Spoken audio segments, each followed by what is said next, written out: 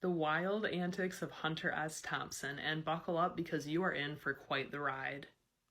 Thompson was born in Louisville, Kentucky in 1937 and became a famous journalist who invented the gonzo style of journalism. Gonzo relies on the reporter's personal involvement in the story. The journalist's personal experiences and emotions are intertwined with reporting on the event. And today, Thompson is remembered just as much for his persona as he is for his writing. During his senior year of high school, Thompson was arrested for robbery, and he missed his final exams while serving his jail sentence, which prevented him from graduating from high school. When he was released from jail, he joined the Air Force and was honorably discharged in 1958. His commanding officer was quoted as saying, "This airman, although talented, will not be guided by policy." In 1966, Thompson rose to prominence after publishing a book on the notorious motorcycle gang Hells Angels after spending nearly 2 years riding with them. His relationship with the Hells Angels ended after they thought he was exploiting them for personal gain and ended up beating him up after an argument at a party. In 1967, Thompson was a guest on a CBC chat show who surprised him by inviting on one of the Hells Angels who had beaten him up. You can see their confrontation here.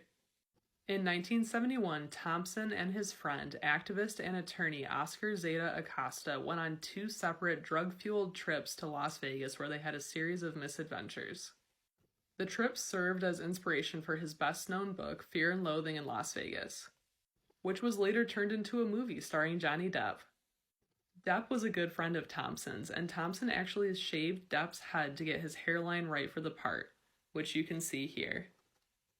Oscar Zeta Acosta later disappeared on a trip to Mexico in 1974 and was never found. In 1974, Thompson traveled to the Democratic Republic of the Congo to cover the Rumble in the Jungle.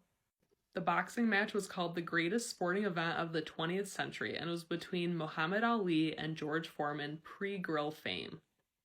However, Thompson never went to the sold-out fight. Instead, he passed out in a hotel pool while contemplating how he was going to smuggle the elephant tusks that he had bought off the street back into the U.S. One year for Jack Nicholson's birthday, Thompson snuck around Nicholson's house firing his guns and playing a tape of animal screams. And he topped it all off by leaving an elk heart on the doorstep. Nicholson called the police from his basement where he and his family were hiding for their lives. In 1993, ABC went to interview Keith Richards of the Rolling Stones, only to be kept behind a locked door as Keith demanded more money. However, lucky for them, Thompson had a solution.